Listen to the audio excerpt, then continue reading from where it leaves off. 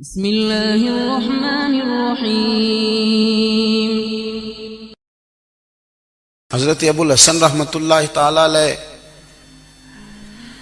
حضرت معاذ ابن جبل رضی اللہ تعالیٰ عنہ کے پاس بیٹھا کرتے تھے۔ فرماتے ہیں ان سے جو پیار بڑھا تو پھر میرا مصلی سے بھی بڑھ گیا۔ تابعی ہیں، فرماتے ہیں صحابی رسول سے محبت ہوئی تو ذکر سے بھی ہو گئی، پھر درود شریف سے بھی ہو گئی۔ محبت ان سے بڑھی تو پھر اللہ نے مسجد کا پیار بھی بڑھا دیا۔ آپ فرماتے ہیں کہ میری ہر وقت طبیعت چاہتی تھی کہ بس اللہ اللہ کروں، بس اللہ اللہ کروں، بس نہ میں ذرا تھوڑی جان چھڑاؤں لوگوں سے، کو 10 منٹ ملے تو میں کچھ 4 نفل پڑھ لوں، میں تھوڑا سا نہ بچوں لوگوں سے، اور مجھے تسبیح ملے تو میں نہ کچھ 400-500 دفعہ استغفار پڑھوں، سبحان اللہ الحمدللہ اللہ اکبر لا حول ولا قوت الا باللہ، میں نہ تسبیحات پڑھوں۔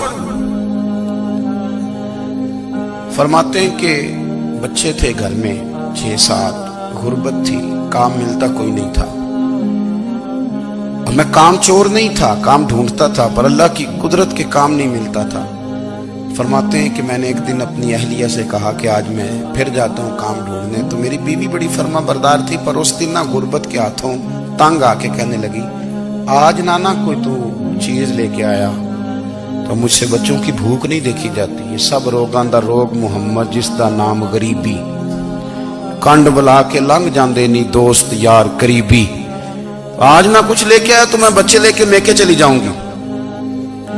شیخ فرماتے ہیں کہ میں بڑا پریشان گھر سے نکلا، پر میں نے صبح سے لے کے زور تک کام ڈھونڈا، کام ملا کوئی نہیں، تو میرے دل میں خیال آیا چلو کام نہیں ملتا تو اللہ اللہ تو کرے نا، چلو بندوں کی مزدوری نہیں ملتی تو رب کریم کی عبادت ہی کرتے ہیں۔ فرماتے ہیں کہ میں نے نا فرات کے پانی سے وضو کیا، نہر کے، شدید دھوپ تھی، ساتھ ریت تھی اور ریت تپ رہی تھی، میں نے اپنا رومال وہیں مصلی کے طور پر بچھا لیا، اور فرماتے ہیں کہ زور سے لے کر عصر تک نماز پڑھی، دھوپ بھی پورے زور پہ، پر میرے سجدے کا ذوق بھی پورے زور پہ۔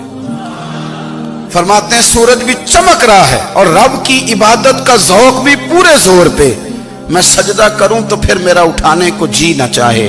میرے استاد لکھا کرتے تھے، یہ ان کا شعر ہے، وہ کہا کرتے تھے مجھے سوز دے، مجھے ساز دے، اور مجھے نیم شب کا نیاز دے، دم سجدہ خود کو میں توڑ دوں، مجھے ایسا ذوق نماز دے، اور میں تیری بہار کا پھول ہوں، میں کھلا بھی ہوں تو تیرے لیے، مجھے میری شاخ سے توڑ لے، مجھے اپنی زلف کا ناز دے۔ بھائی فرماتے ہیں کہ عصر تک میں نے نفل پڑھے، دل ڈھلنے لگا، عصر کی نماز پڑھی اور میں وہاں سے چلا۔ اب میں جب نکلنے لگا تو دل میں خیال آیا کہ چھوٹی چھوٹی دیواریں ہیں گھر کی، بغیر کچھ لیے جاؤں گا تو بیوی دور سے دیکھے گی تو شور کرے گی کہ پھر خالی ہاتھ آ گیا ہے۔ کہتے میں نے اپنے اسی رومال میں جس میں میں نے نماز پڑھی تھی نا، رومال میں کی آخی دے پنجابی جسافہ، کہتے ہیں اسی میں نا میں نے کچھ ریت بھر لی کہ وہ دور سے دیکھے گی تو سمجھے گی کچھ لے کے آیا ہے، چلو جا کے اسے بتا دوں گا کہ آج پھر مزدوری نہیں ملی۔ کہتے ہیں وہ ریت لے کر جب میں گھر میں گیا تو پہلے بیوی دروازے پہ کھڑی ہوتی تھی، پوچھتی تھی خالی ہاتھ آ گئے ہو؟ آج میں نے دیکھا تو ہے ہی کوئی نہیں۔ فرماتے ہیں میں اندر داخل ہوا، سلام لیے، کونے میں میں نے وہ رومال رکھ دیا اور میں نے آواز دی کہ بھلی مانس کہاں ہو؟ تو وہ کہنے لگی آپ منہ ہاتھ دھو لیں، میں روٹی لے کے آئی۔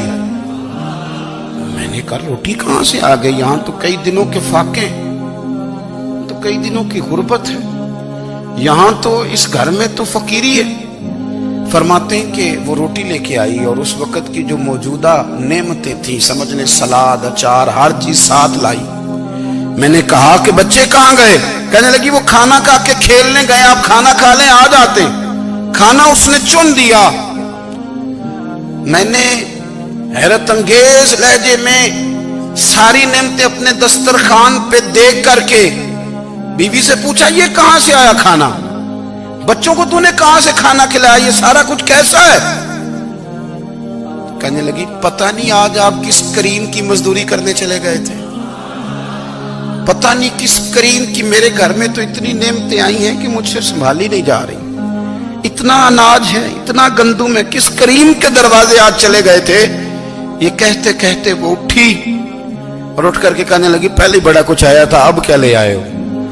और जा करके ना उसने वो रेत वाला रुमाल खोला, कहने लगे मैं तो लेके आया था रेत, तो मेरे रब ने उसे भी सोने और हीरे बना दिया था। जब आपकी तवज्जो अल्लाह की जानी, मेरे नबी पाक सल्लल्लाहु ताला अलैहि वसल्लम ने फरमाया हर चीज अपने रब से मांग, हर चीज मांग, हर चीज मांग। या रसूलल्लाह क्या कुछ? मेरे महबूब ने फरमाया तेरे घर में नमक भी खत्म हो जाए तो वो भी अपने रब से मांगा कर। तू मांगना, वो तुझे देगा। तू उसकी बारगाह में कशकोले तलब दराज तो करना। और तिरमिजी शरीफ में अजीब लफ्ज है, रसूल कायनात ने फरमाया, रब करीम फरमाता है जब मेरा बंदा हाथ उठाता है ना तो मुझे हया आती है कि मैं खाली कैसे लौटा दूं इसके। इतने बड़े बादशाह की बारगाह में, ओ भाई लोगों से इज्जतें तलाश करते हो तो वो क्या तुम्हें इज्जत देंगे? वो तो कल अच्छा कहते हैं, परसों बुरा कहने लग जाते हैं। लोगों के सामने गुड बुक में आना चाहोगे तो वो तो सवेरे तुम्हारे बारे में कुछ कहेंगे, शाम कुछ और कहेंगे। अपनी रूहानी जिंदगी आबाद करें, अपने मुसल्ले को वक्त दें और दुनिया से छुप कर इस मोबाइल को बंद करके और अपने आप से भी छुप के और तन्हा होके छुपा के सारा कुछ अपने आंसू अपने रब की बारगाह में पेश करें, उसके हुजूर हाजिरी दें। सुनो ना तिरमिजी की हदीस और इसे याद रखना। नबी पाक अलैहिस्सलाम ने फरमाया अपने दुख लोगों के सामने ना बयान करना, सेठों नवाबों को ना बताते फिरना, दुनियादारों के सामने जाके ना रोना कि मैं तकलीफ में हूं। पर मैं अगर दुनियादारों को दुख बताओगे रब तुम्हें कभी गनी नहीं करेगा। और लोग हैं कि उल्टा मजाक उड़ाएंगे। आपकी जिससे बड़ी पक्की यारी है ना, पक्की, वो तब तक पक्की है जब तक आपने 50,000 मांगा नहीं। और जिस वक्त आपने कह दिया कि मैं मजबूर हूं मेरी मदद कर, तो फिर खत्म हो गई दोस्ती। लोगों की ताल्लुकात आपके साथ तब तक हैं जब तक आप उनसे कोई जरूरत वाबस्ता नहीं करते। करीम आबू फरमाने लगे बंदों के सामने दुख ना बयान करना, अल्लाह तुझे कभी गनी नहीं करेगा। तू अपने दुख अपने रब को बता, तू दुआएं मांग, तू उसकी बारगाह में हाजिर हो, तू उसके हुजूर अर्ज कर। फरमाया अपने दुख अपने रब को बता, वो जल्दी करे या देर से करे तुझे सारी दुनिया से बेनियाज कर देगा। तुझे किसी का